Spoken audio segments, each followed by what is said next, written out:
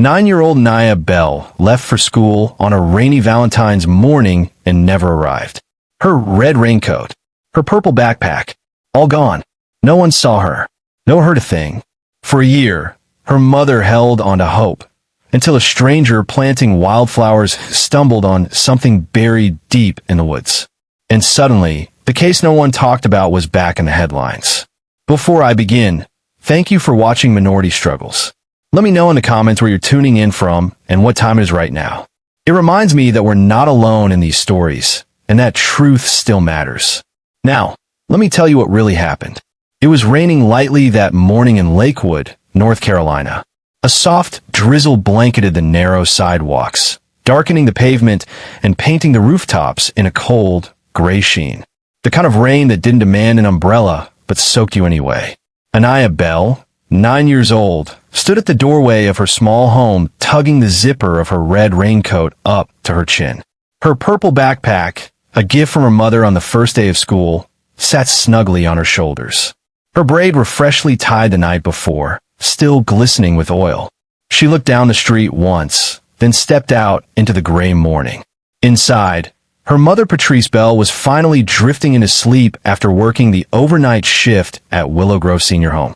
She had reminded Aniyah the night before to bring her umbrella, her lunchbox, and a Valentine's Day card she had made for Ms. Thomas, her homeroom teacher. Aniyah had nodded, already clutching the card with cut-out pink hearts and glittery letters that read thank you for being the best teacher. Patrice usually walked her daughter to school when she could. But that morning, like many others, Aniyah made the short walk alone. The school was only half a mile away. Birchwood Lane was a quiet street lined with cracked sidewalks, leaning fences, and faded chalk art left behind by other neighborhood kids. She had walked it dozens of times. Even the rain. Aniyah stepped off the porch, past the big oak tree on the corner, then walked past the mailbox that leaned slightly left. Then she was gone. At 3:10 p.m., Patrice received a call from the school secretary. The woman's voice was polite but puzzled. She said they were just calling to check in. Aniyah hadn't been at school all day. Was she okay? Patrice sat upright. Her eyes scanned the hallway. The house was quiet. Too quiet. The lunchbox still sat on the counter. The Valentine's card still lay on the bed. Aniyah never made it to school. She dropped the phone and ran out into the street, barefoot, calling her daughter's name.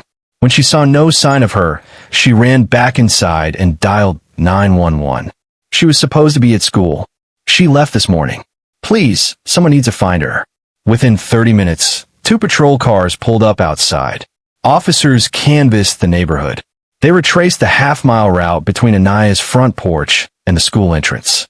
They asked Patrice what she had been wearing, whether she had any reason to run away, if there was anyone in the family who might have taken her. Patrice answered with fire in her eyes. Her daughter was 9. She was happy. She wasn't running away. She had been excited to go to school that morning. The police launched a search. Volunteers joined in. Neighbors, teachers, and church members combed through fields, alleys, and parking lots. Bloodhounds were brought in from the next county. One scent trail led to the rear of an abandoned warehouse. Then nothing. Missing person flyers went up that night. Aniyah Bell, age 9, red raincoat, purple backpack, shoulder-length braids, brown eyes. Last seen walking to school around 7:45 a.m.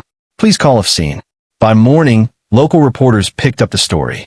News stations showed grainy clips of Aniyah singing at her cousin's birthday party, pointing at stars in a science book, smiling with a missing front tooth. She wanted to be an astronaut, or maybe a teacher. Everyone described her the same way. Curious, thoughtful, always asking questions. Tips came in.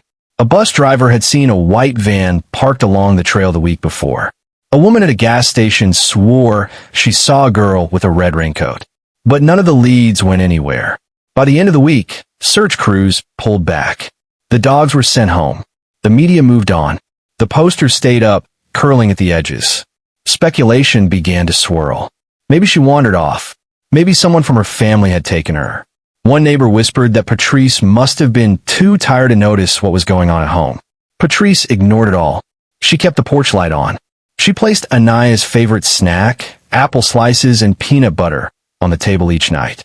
She sat on the steps and stared into the dark. Waiting. The weeks turned to months. Spring became summer. The investigation stalled. That fall, the case landed on the desk of Detective Aniyah Rourke. She was known around the department as someone who didn't talk much, but she remembered everything. She had joined law enforcement years ago after losing her own sister to a mall abduction in South Carolina.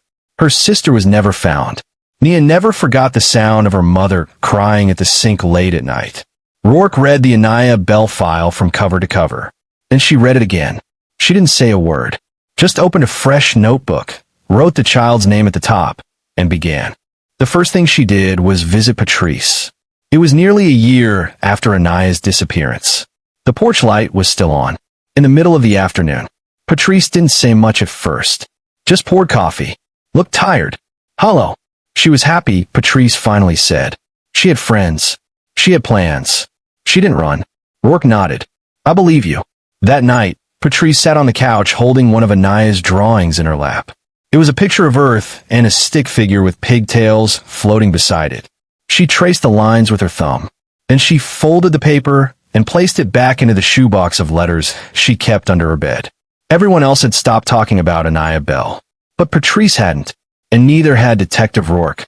For the first few weeks after Aniyah vanished, Lakewood didn't breathe. Her name was on every church bulletin, every morning announcement at school, every storefront window. Purple ribbons fluttered from mailbox flags and telephone poles.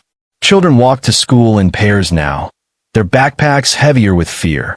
Local pastors led prayer circles in parking lots. Strangers left teddy bears and pink roses near the park gate. News vans parked outside the Bell house for days until Patrice stopped answering the door. Everyone promised they would not stop looking, but slowly they did. By April, the flyers had curled at the corners. Rain had faded the ink. The purple ribbons turned gray. People returned to normal. Kids played outside again. Mothers laughed on porches. But Patrice didn't move forward. She refused. She kept Aniyah's bed made every morning, her stuffed giraffe on the pillow, the night lights still plugged in. She never touched the notebook still sitting on the desk, open to the page about Jupiter. On the dresser, Aniyah's Valentine's Day card still sat unread, sealed in its envelope. Patrice couldn't bring herself to open it. It felt like she'd be ending something sacred. The police called every few weeks with updates that said nothing. They were still reviewing tips. They had nothing to confirm or deny foul play. No clear suspects. No physical evidence. Just absence. They asked her again about family members, old neighbors, anyone from work. Patrice gave the same answer every time. Her daughter didn't run away. Someone took her. Some people in town started to look at Patrice differently. She could feel it in the grocery store, in the waiting room at the clinic. A few teachers stopped calling to check in. One woman from church suggested she join a grief group. Patrice told her she wasn't grieving. She was waiting. She didn't need a casserole. She needed her daughter back. By June, a local blogger had written a harsh article titled The Case of Aniyah Bell. How long before we let go? It went viral for all the wrong reasons. Anonymous comments piled on. Some accused Patrice of negligence. Others of attention-seeking. One even hinted that maybe Patrice herself knew more than she admitted. Patrice never replied. She printed the article out and folded it neatly into a drawer with the rest of the case clippings. Not because she believed it, but because she wanted to remember what people were capable of. In early July, the case file was officially moved to the department's cold case unit. That's when it landed on the desk of Detective Aniyah Rourke. Aniyah didn't wear her badge like the others. She didn't chase headlines or smile at press conferences. She barely spoke to anyone in the department except when necessary. But her clearance rate was the highest in the division, and she never forgot a child's name once it crossed her desk. Her office was quiet. No family photos, no personal decorations. Just manila folders stacked in careful rows and an old, worn corkboard where she pinned timelines in red thread. The first thing Aniyah did when she received Aniyah's file was take it home. She read every page over a pot of black coffee. School reports, neighborhood canvassing logs, transcripts of calls, a copy of the 911 audio. She played it twice. Patrice's voice trembling as she said the words she never imagined herself saying. My daughter left for school this morning and she never came back. Nia highlighted everything. Circled names. Annotated timestamps. She noticed a line buried on page 47 of the original search log, something that hadn't been followed up. A woman had reported a noise behind her house near the old construction site, about 2 miles north of Aniyah's route. She described it as the sound of a child crying, then nothing. The note had been marked non-credible because the site was outside the official search radius. Nia didn't agree. She drove to the construction site alone that Sunday morning. It was overgrown now, long abandoned. A rusted fence curled around it. Tall grass had swallowed the old dirt paths. A few beer cans littered the edge of the lot. She stood there a long time just listening. The trees shifted with wind. A crow landed nearby and cawed once. There was no evidence to collect. No clues. Just silence. But something about the place stayed with her. Nia didn't talk about her sister. No one at the department even knew she had one. Her name was Ayanna. She had disappeared from a South Carolina shopping mall when Nia was 15. They never found her. Her mother died 2 years later from a stroke. Nia remembered how the house fell silent after that. How no one ever filled Ayanna's room. How the light stayed off and the bed stayed made. It was what made Nia join the force. Not to save the world, but to make sure someone like Ayanna wasn't forgotten. She went back to the Bell house that week. Patrice didn't recognize her at first. She thought it was just another officer coming to tell her nothing had changed. But Nia introduced herself quietly and asked if she could sit. Patrice nodded and poured coffee without a word. Nia asked if anyone had followed up about the construction site. Patrice blinked. No, not that she remembered. Nia wrote the address in her notebook anyway. Then she asked if Aniyah had any habits, things she always did on her way to school. Patrice smiled softly. She always stopped at the big oak tree at the end of the block to touch its bark. Said it looked like a dragon. Sometimes she talked to it. She said it kept her safe. Nia closed her notebook. They sat in silence for a while, 2 women joined by absence. Then Patrice stood and said she wanted to show her something. She led Nia down the hallway to Aniyah's room. It looked like a museum exhibit. Nothing touched. Everything preserved. On the wall was a calendar still marked February 2000. The day Aniyah vanished was circled in red. On the dresser was a snow globe, cracked at the base. Next to it, a sheet of paper covered in stars and planets.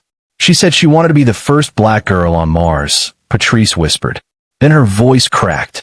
I just wanted her to make it to 4th grade. Nia nodded, but didn't speak. When she left the house, she didn't head back to the precinct. She drove straight to Hillside. The location of that old construction site still haunted her. Not because of what they didn't find, but because of what no one had looked for. She wasn't ready to call it a lead yet, but something in her gut told her this case wasn't done. And neither was she. The heat settled heavy over Hillside that afternoon. The kind of May heat that stuck to your clothes and made the soil feel like clay. Evelyn Haskins stood beneath a patchy shadow cast by the edge of her woods, a plastic trowel in one hand, a half-flattened bag of daffodil bulbs at her feet. She hadn't planned to spend the whole day out there, but the flower bed had been bothering her since last spring, and the property, passed down from her late cousin, wasn't going to care for itself. At 61, Evelyn didn't move fast anymore, but she still had strong arms and an eye for symmetry. Her plan was simple. Clear the brush. Plant the bulbs. Head back inside before her hip started screaming. She never expected to find anything out of the ordinary. The moment her trowel hit something solid, she paused. It made a hollow sound, like metal or thick plastic, just below the surface. She assumed it was debris. The property had been neglected for years. Teenagers used to sneak onto it to drink or spray paint or whatever else teenagers did when no one was watching. But when she cleared the brush and started to dig with her gloved hands, the thing under the soil wasn't a soda, can, or scrap metal. It was a black trash bag. One corner was torn, and dirt had worked its way inside. The edge of something purple was peeking out. Evelyn hesitated. It didn't look like garbage. Not the kind you toss during a picnic or a weekend bonfire. Her gut told her to stop, but she opened the bag anyway. What she saw didn't make sense at first. A torn purple backpack, faded from the sun and streaked with mud. The zipper was rusted. One of the straps looked like it had been cut. She brushed more dirt off and unzipped it slowly. Inside was a small notebook with a cartoon solar system on the cover. The name written inside the front page was still legible, despite water damage. Aniyah B.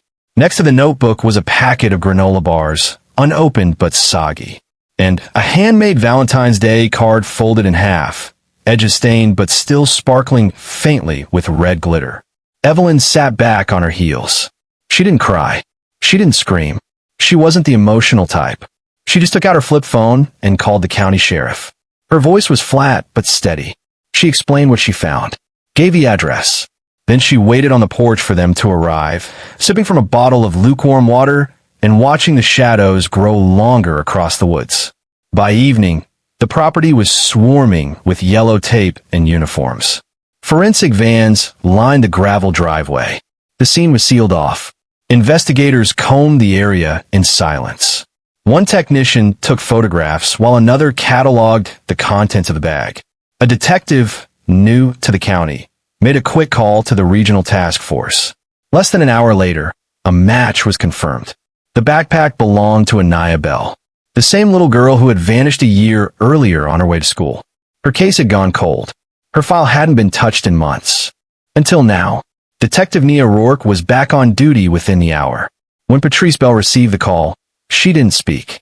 She was told she could come identify the items if she was ready. She said she'd be there in 20 minutes. She drove herself. She didn't bring anyone. The evidence lab was sterile and cold, lit by harsh white lights. On a metal table in the center of the room sat the backpack, cleaned of debris but not of damage. The zipper still rusted, the strap still torn. A clear evidence bag beside it held the notebook and a Valentine's Day card. Patrice walked in slowly. Her hands shook, but her face didn't change. She looked at the bag, then the notebook, then the card. She touched the plastic lightly. "I bought her that notebook," she whispered. The detectives waited in silence. She wanted to be a scientist, Patrice said. She wrote questions in the margins. Every page. She never believed one answer was enough. She turned to them. "Do you know how long it's been sitting there?" They didn't answer. They couldn't. She nodded once, then walked out. By morning, every major news station had picked up the story. Articles flooded the internet. Old footage of Aniyah resurfaced. Birthday clips, school photos, video of her singing at church. Reporters gathered outside the evidence lab, outside the Bell home, even outside Evelyn Haskins' gate, hoping she'd say something to the cameras. She didn't. She said what she needed to say to the sheriff, and that was all. She didn't want to be part of the news cycle. She had found something terrible.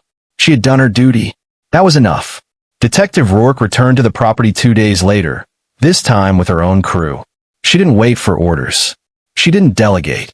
She walked a tree line herself, examined the soil depth, took photographs of the topography, and pulled historical survey maps of the area.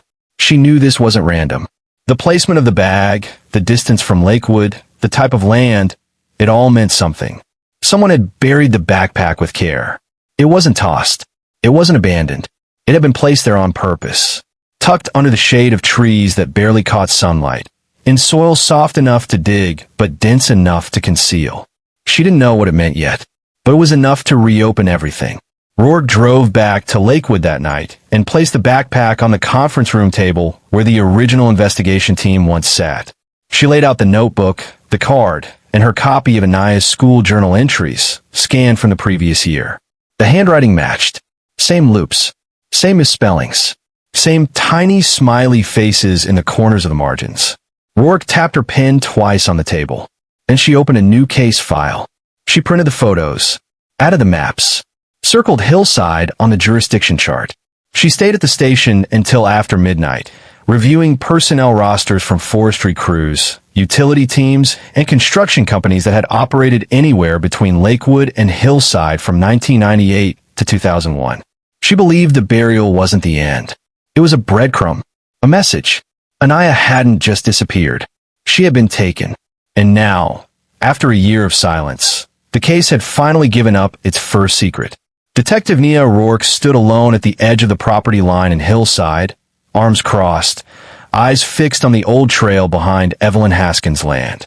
The wildflowers Evelyn had planted still clung to the edge of the woods, yellow and pink petals bobbing gently in the wind.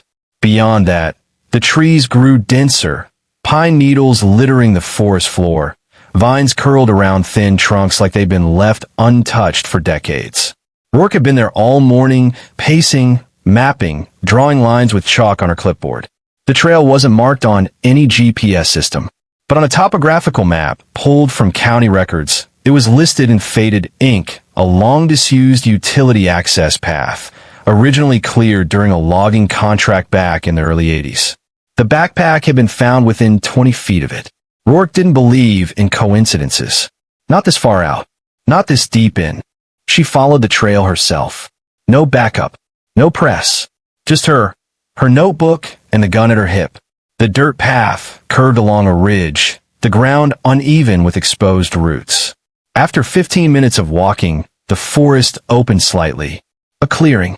On the far end stood the remains of an old structure. Just one. A small shack. The roof slanted. Shingles blackened with moss. A rusted stovepipe leaned like a broken chimney on the north wall. The door was missing. Rourke stepped inside. The air was thick and stagnant, like it hadn't been disturbed in years. The floor creaked. Mold spread across the corners. Bits of broken furniture lay scattered. An overturned crate, a torn plastic chair, a splintered shelf covered in rodent droppings. It looked abandoned, but Rourke didn't move like she believed that.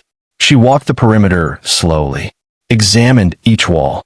She checked beneath the floorboards where they gave, slightly underfoot. When she reached the far corner, she noticed something wedged between the cracks behind the old shelf. She crouched down. A folded piece of drawing paper, brittle at the edges and stained from time. She didn't touch it right away. Just looked. A red house, drawn in crayon. Smoke rising from the chimney. A small stick figure next to it. A girl with a purple rectangle on her back. Crude, but intentional. The smoke spiraled. A heart floated above the figure's head. At the bottom, in shaky handwriting, a single line was scrawled. If anyone sees this, I want to go home. Rourke slipped on gloves and carefully placed the paper into a document sleeve. That night, she drove straight to Patrice Bell's house.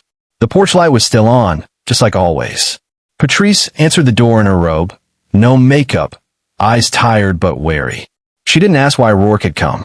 She just opened the door wider and nodded for her to enter. At the kitchen table, Rourke laid the drawing down in front of her.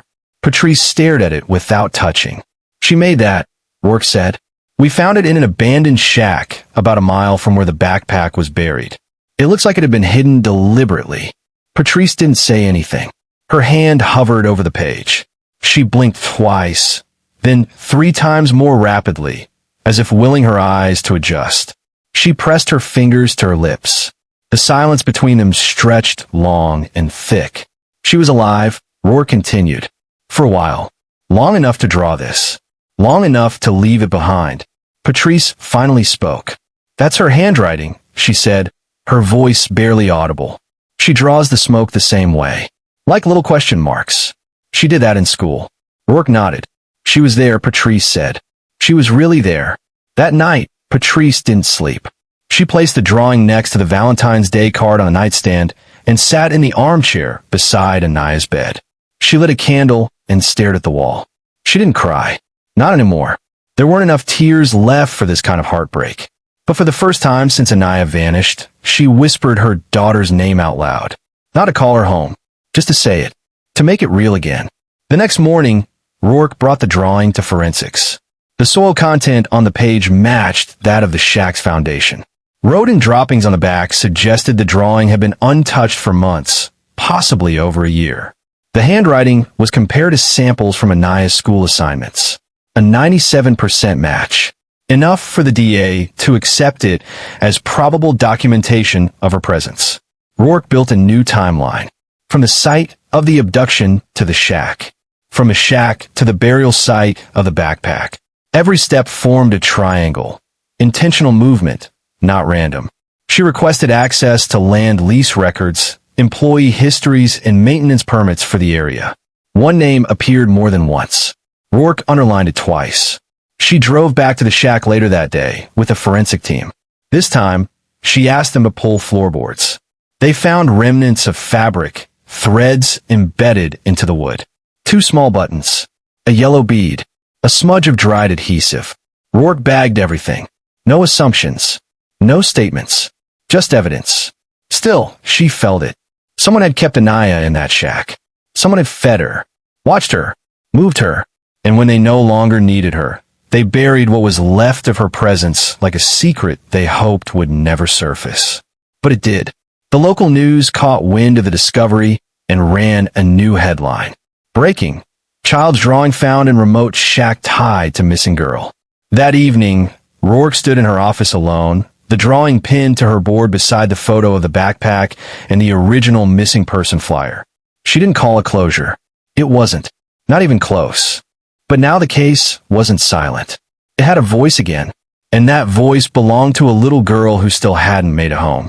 Detective Aniyah Rourke didn't sleep for 2 days after the shack discovery. She stayed buried in records, coffee going cold beside her while her eyes scanned columns of forgotten names. Loggers, maintenance workers, utility subcontractors. Every individual who had worked along that ridge between 1999 and 2001. She created a database by hand, cross-referenced DMV records. She called people who had long since left the state. One name appeared twice on 2 different lists, both tied to forestry and trail maintenance in the region. Ralph Henley. She had never heard of him. No criminal record. No outstanding warrants. But something about his paperwork felt off. He left the job suddenly in March of 2000, barely 6 weeks after Aniyah's disappearance. The official reason listed on the HR file was family relocation, but DMV records showed he hadn't relocated at all. He still lived in the same county. Not far, just 40 minutes west. A cabin in a wooded area outside Rock Hollow. It sat near the end of a gravel road, hidden behind a wall of pine and brush. The property had never come up in the original investigation. It was just outside the mapped search zone. Rourke didn't tell anyone yet. She requested a limited warrant, citing new physical evidence linked to the child's case and inconsistencies in the timeline of a former worker known to frequent the area. She didn't wait for a team. She brought 1 technician and a sheriff's deputy, and they drove out in an unmarked car just after sunrise. The property was quiet. A weathered mailbox leaned sideways on a splintered post. No curtains in the windows. No movement. The grass was knee-high. The front door creaked open after 2 knocks. No answer. Rourke circled to the back and spotted the garage. That's where she found it. The smell hit first when they cracked open the side door. Dust, oil, mildew. But beneath the clutter, plywood sheets, old paint cans, rusted yard tools, was a sealed white cooler duct taped shut along the sides. They pried it open with a crowbar. Inside were 3 objects. A single child's sneaker, stained and aged. A crushed pair of red-framed reading glasses. And a plastic keychain shaped like a star, faded but still bearing a peeling sticker with a name written in marker. Aniyah. Rourke didn't move. She just stared. The technician stepped back and radioed the local department for backup. The deputy called in forensics. No one said a word. There was nothing else in the garage. No photos. No trophies. No sign of the child herself. But the contents of the cooler were enough. It was evidence of possession. It was proof of contact. Rourke took the cooler into custody. She wrote the report herself, line by line. Every timestamp. Every step. No assumptions. Just what they found. Just the facts.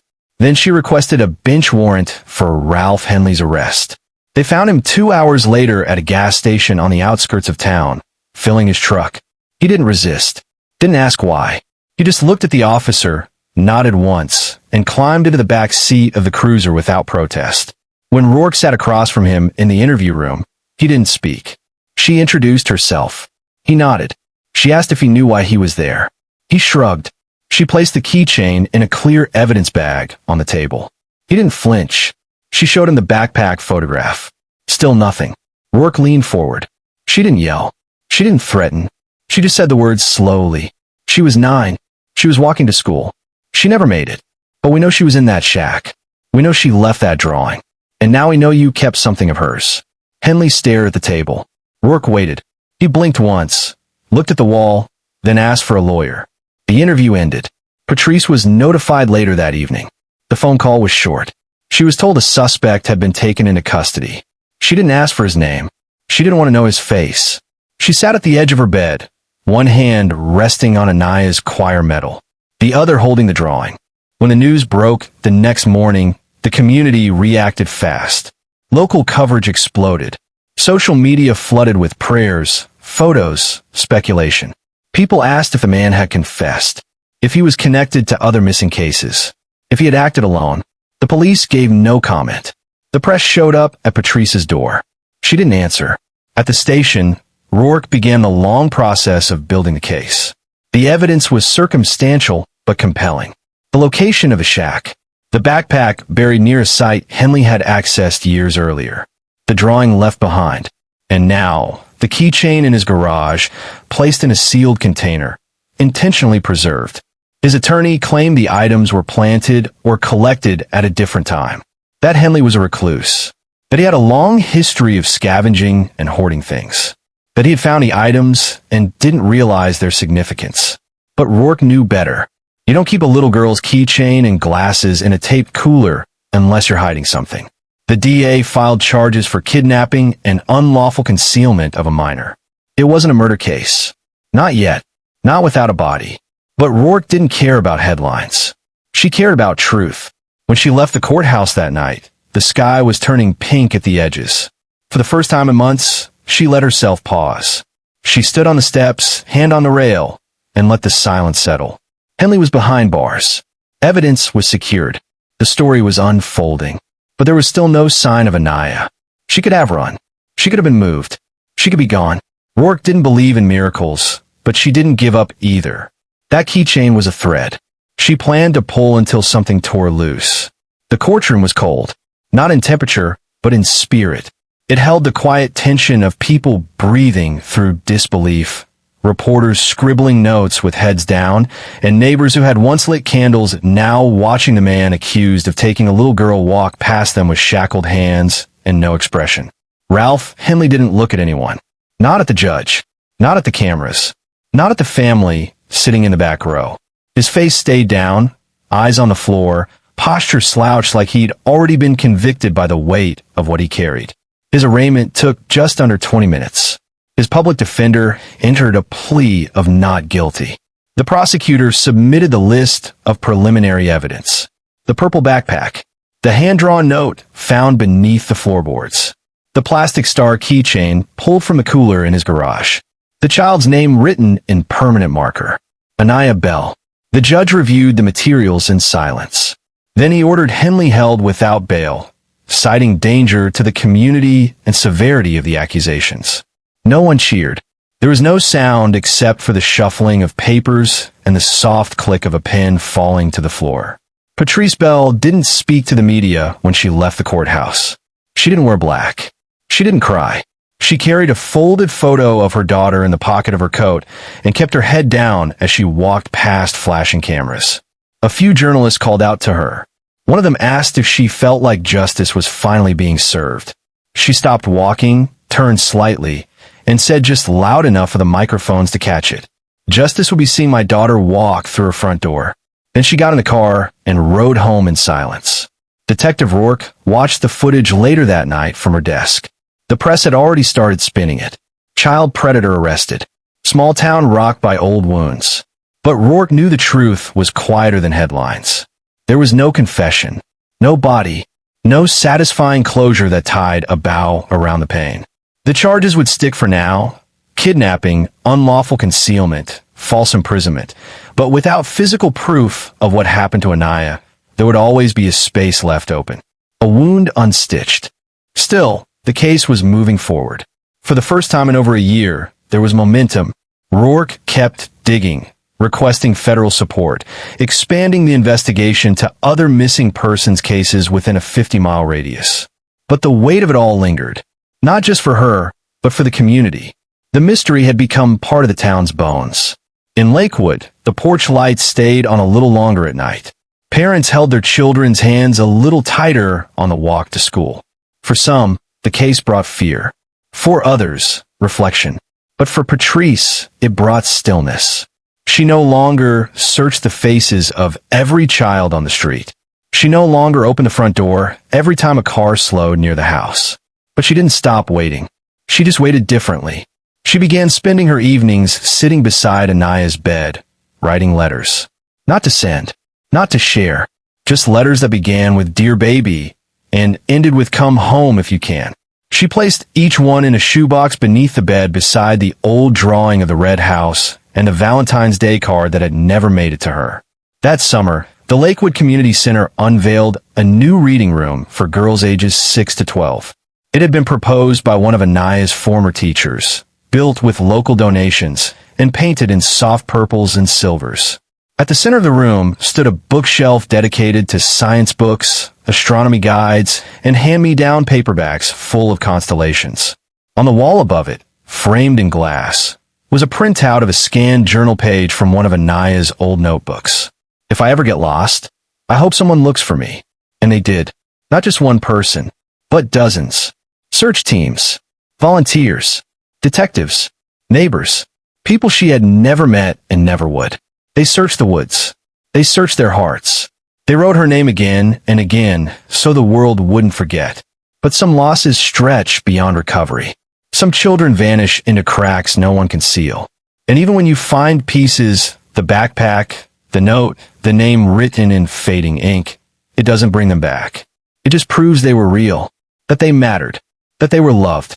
Detective Rourke returned to the shack one final time in late August. The heat was thick, the trail overgrown again. She stood in the clearing, hands at her sides, staring at the skeleton of the structure. She remembered the drawing, the smoke, the girl with the purple backpack, the line that broke her. If anyone sees this, I want to go home. Rourke whispered into the air like she was speaking to someone who might still be listening. We saw you. Then she turned and walked back into the trees. On the first anniversary of Aniyah Bell's disappearance, the town held a quiet vigil. No speeches, no reporters, just candles on porches. A purple balloon tied to every mailbox.